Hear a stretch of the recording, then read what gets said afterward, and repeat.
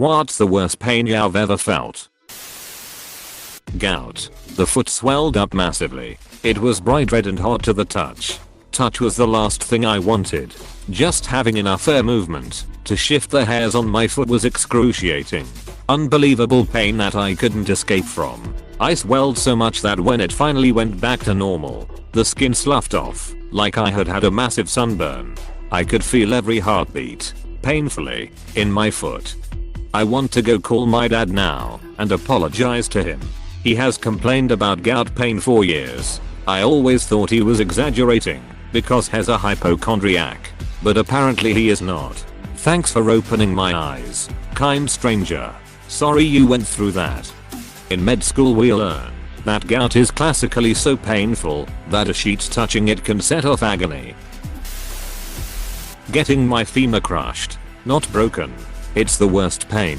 I broke my femur in a car accident. All I felt was pure adrenaline, like I had never felt before, and no pain. They got me to the hospital fairly quickly and hit me with 2 shots of morphine as soon as possible. Next thing I know, they were drilling a hole through my calf with a power drill so they could set the leg with a pin, and I was wide awake with no pain due to the drugs. It was the other driver's 6th DUI offense. That kind of shit pisses me off so much. How in the hell does someone get 6 DUIs?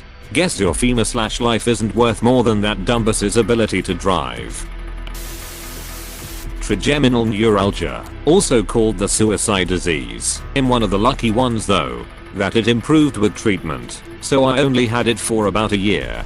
Basically felt like someone was slamming an ice pick into my ear, jaw, and face. Even brushing my teeth hurt. My best friend has had this for 6 or so years. She tried everything. Every med. Every painkiller. Some microdosing of less than legal substances. We would go sit with her when she'd have episodes because we were so scared she was gonna stop fighting. About a year ago it slowed greatly. She went from multiple times a week to maybe once every 6 months. I cannot imagine what that pain feels like, having seen it firsthand. I did find that LSD helped mitigate the pain slightly. Basically at that point I was ready to try anything, but luckily the doctor put me on gabapentin, large doses, and it finally helped. I slipped on steps one winter, fell on my back, had my wind knocked out, cracked 2 ribs and dislocated shoulder. And worst part is that it was like 3 steps. I dislocated mine 5 miles from the end of a mountain biking trail. It was agony having to walk the bike out, and then I couldn't pick it up to put in the car. Had to ask some guys to do it. Then an hour-long drive home using one hand. Thank goodness I didn't still have a stick shift or I'd never made it home. And to the hospital. Sucked down a lot of painkillers for that one. A friend of mine crashed his motorcycle on a trail. Kinda decided to just get off the bike at about 50 miles per hour or something like that. When he woke up, he managed to ride the bike back the 20 miles to the trailhead with broken handlebars, no clutch. Load then bike on the trailer. Drive the 2.5 hours home and unload the bike and trailer before his wife took I to the hospital, where he spent a week. My appendix exploded like a water balloon while inside me. Just finished up with appendicitis. Big F. I'm lucky that they caught mine, just as one subset of white blood cells was starting to elevate. Had me in for surgery the next morning. My uncle, however, had his surgery set up and ready to go. The morning of his surgery he stopped by the surgeon's office on the way to the hospital. Between the surgeon's office and the hospital his appendix burst. So it went from a few incisions and laparoscopic surgery to a huge cut all the way across his stomach, and his internal organs had to be pulled out, washed, and put back in place. This is the worst pain I've ever seen someone feel. My sister had open heart surgery at 23 to repair a murmur. Several days later, when she first got home, the nerve block in her side started to wear off. She managed to fall asleep at the beginning, but she woke up screaming like a banshee. I'll never forget it. I got her to stand up, but she looked at me and went white as a sheet and passed out. Nerve blocks are amazing until they wear off. Is your sister better now? She is. Totally healthy, 30-year-old now. Heart still sounds great and is a normal size. Oh, and happy cake day. I shot a 5-foot spiral nail into my finger. The doctor pulled it out with pliers. No freezing or painkillers. I had 3 nurses holding me down. I've broken many bones, and it doesn't even come close to comparing. Why weren't you given anything for pain? It doesn't sound like something that is so urgent that they couldn't wait a bit for it to set in. They gave me Percocet after the fact. I have no idea why they didn't give me anything. The nail was also almost all the way through, so you'd think they cut the head off and pull the remaining 1/2 foot of the nail through. Nope, they grabbed the head and pulled all 3 feet back out the way it came. It came from a coil gun, so they also pulled the coil wires back through my finger. It was excruciating. I missed a step one morning and I folded my foot over so much that my big toe touched my heel. I made a noise I had never made before.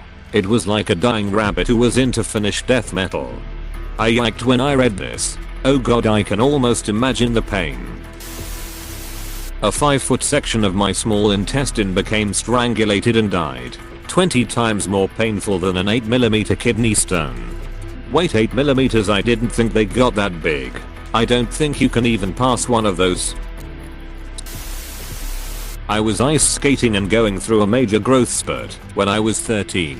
The skates were too tight. I hit a crack in the ice and did a maneuver to stop from falling on my face. Well, crack. Snap. I shattered my tibia from just below the knee all the way down to the ankle in a spiral fracture. Because the skates were so tight, in fact, that when I hobbled and limped off of the ice and had them removed, my leg did not immediately swell up. I knew my bone was broken. I could feel and hear the various shards of shin bone grinding up against one another in the muscles. Yet, people assumed at most I maybe bruised my bone. I went home, limping and in the worst physical pain.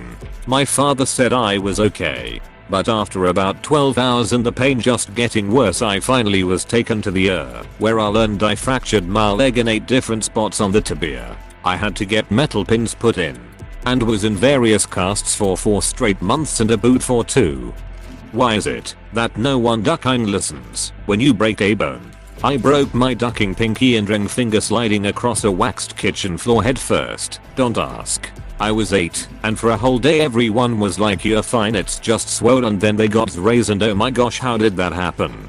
You poor thing, why didn't you tell us? I'm only a little salty.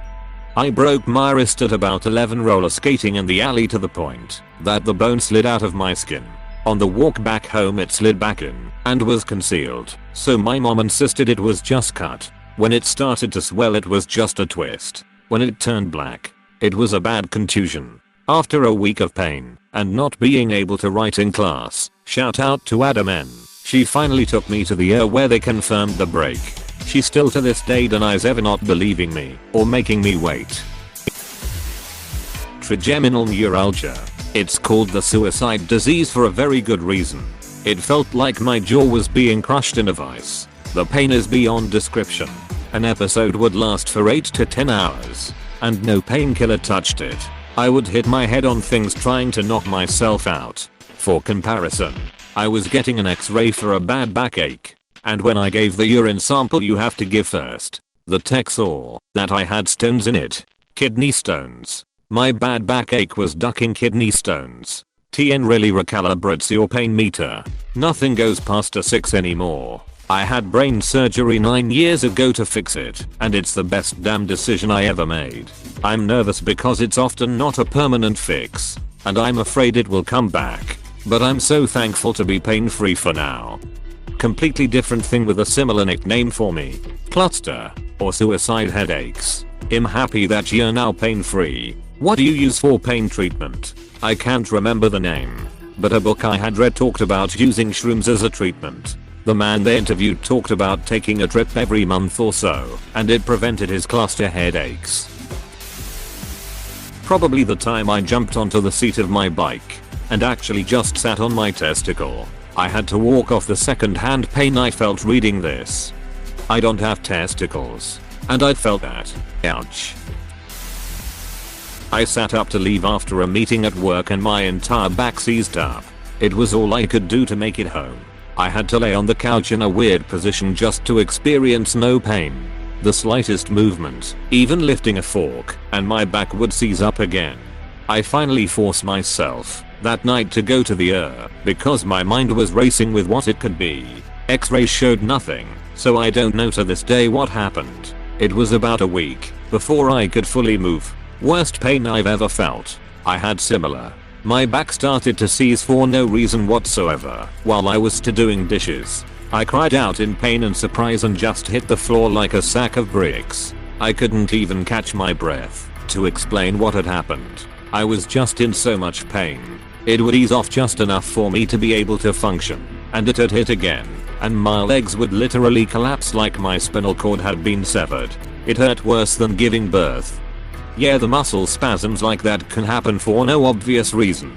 Not even putting any strain on the back. Last time I threw my back out I was in the shower and just went to twist around a little bit to scrub at my side and then collapsed onto the floor. Epididymitis. Inflammation of the testicle cord. Described as a feeling akin to testicular torsion. At one point it hurt so bad I couldn't sit up straight in class. Took a whole week to get a doctor's appointment and at least 2 more days for the meds to really make the pain die down. That was 6 years ago, and even to this day, that cord is so sensitive that it hurts if I sit wrong and occasionally has many inflammation episodes icing on the cake. Pretty sure I was told it could lead to impotence at a younger age than most men. One of my best friends in college had this for a stint. The worst thing about ball pain, no matter how it happens, is that it's radiant. You have the pain, but it also makes you sick to your stomach, upsets your bowels, and just creates this dull itchy vomitous feeling throughout your entire person. Much like having really bad diarrhea, but with major ball tenderness as well. Sounds like me on my period, but that must have been a lot worse. Hope your friend is better. Tough one between kidney stones and a burst appendix. Gosh, I feel you on the first one. How are you feeling now? He dead. Gallstone attack. Ducking hell, that hurt. Was eating dumplings at the time. Still can't taste them without gagging on the memory. Not only is the pain the gallbladder can inflict on you bad, but it can be long lasting. I once had an attack that lasted overnight. Probably about 10 hours in total. No sleep, no comfort, no pain relief, just curled up in a fetal position. Tossing and turning to try and find some relief, and occasionally having to rush to the sink.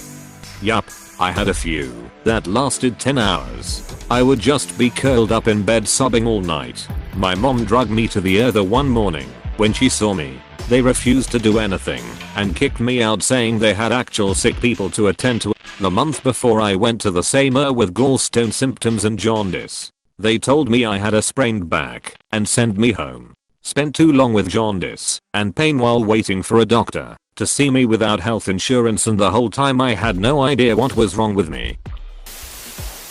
My kidney shut down due to an infection from a kidney stone. I've had a lot of kidney stones. Pain was 10x worse when the kidney shut down. I never want to experience this. I've had kidney stones a few times, but never had my kidney shut down. WTF. They ended up having to put a tube straight into my kidney through my back. It drained out for 3 days and looked like spicy brown mustard. Nasty stuff.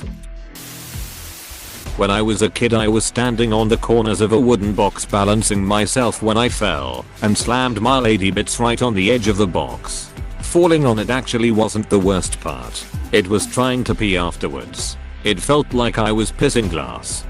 So, you boxed your box with a box. Stepped on a sea urchin. Bloody agony, as was having it removed with tweezers. That is one of my biggest nightmares. I've stepped on fire coral before, but I can't imagine stepping on one of those duckers. I almost fell on one. I was on a bridge to a lighthouse and I looked over to see the water and there was one. I almost fell, but my dad caught me. Migraine. I used to suffer them so often that I beat my head to the wall from the pain and have my brother, 80 kilograms, sit on my head.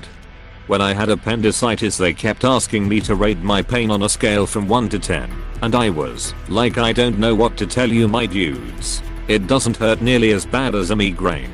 I kept rating my pain so low. At first they thought I had caught a virus. My blood levels were more conclusive. but you can have normal blood levels and nothing unusual visible during a medical ultrasound and still have an appendicitis. I had terrible migraines as a child, then also got appendicitis around 12 or 13 years old. I had the same thing, but I was not smart enough to explain the pain properly, and their scale had me put it too low. This was also complicated by the fact that I do not get fevers easily, and appendicitis also did not give me one. This was on a 4th of July. I woke up in serious pain around 6 AM, and they did not wheel me into surgery until late afternoon. I woke up in the recovery room around 11 PM, alone. My dad couldn't call off work, and my mom had 3 other children and nobody to watch them. Thankfully there was a phone next to the bed, early to mid 90s, so no cell phones, and my mom answered and was glad to hear my voice. Apparently she had just talked to the hospital prior. I did not do anything to alert the nurses I had woken. Hey, thanks for watching, and don't forget to subscribe.